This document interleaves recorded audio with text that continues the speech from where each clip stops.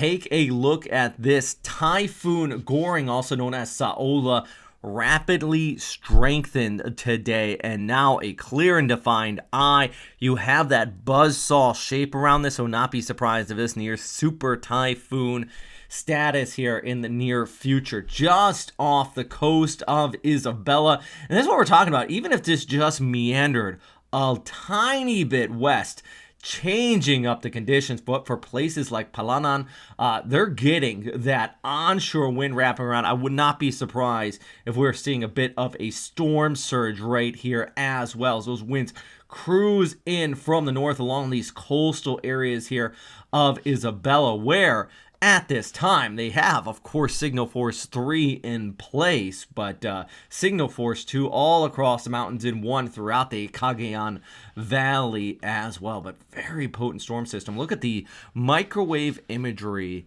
on this as it drifts down here towards the south. You can see the center wrap up. Look at that eye just clear right out and forming up into a very dangerous storm system. This is advanced Dvorak analysis, satellite analysis of the intensity of the storm. And look at this right here between 6 and 12Z, how it just jumps from Cat 1 right up to about a Cat 2, Cat 3 storm in the course of just a few hours. Absolute rapid intensification on this storm system. So for our friends here along the east coast of Luzon, obviously taking this seriously. I mean, it's currently impacting you, but even for areas further inland, thanks to that rapid intensification, still seeing some impacts there across the Cagayan Valley.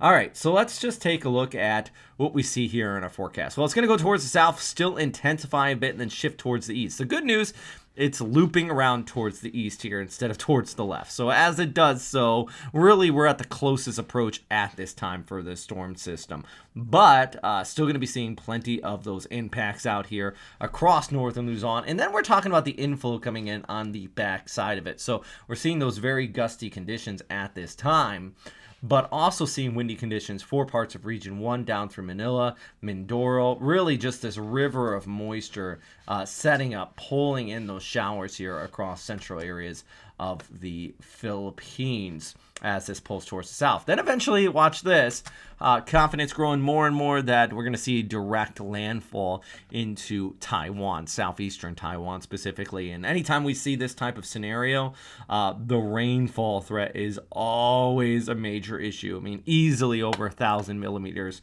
possible out there. For now, though, heavy rain still seeing on the east coast of northeast Luzon, and of course that west coast, that inflow continuing to come through. And we already seen multiple red level rainfall warnings, so these are the things I want you to remember and take pretty seriously with this storm system. It's definitely that rainfall.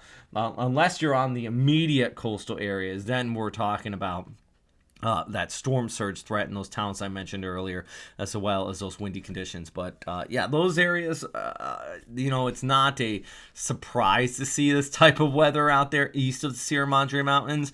That is typhoon country. So anytime we get a storm out there, they know how to lock up. They know how to prepare. I can't even count the amount of storms I've seen impact these coastal areas here off towards the east of the mountains in Isabella, Aurora, and Cagayan. Boy, oof. But this one's just slow mover. That's the other issue with it. And it's coming from the north towards the south, so getting a little bit of a different onshore wind than you would typically see. But one thing I do want to note, though, is just look at how the mountains here just stopping the worst of the weather. We can even pull up the winds here. You can just see what I'm talking about. How, yeah, they're still seeing passing heavy showers in the valley here, but definitely those destructive winds staying just off here towards the east. So, of course, we care about these populations here, but the bulk of the heavier populations there in Region 2 missing out on the worst of the winds here.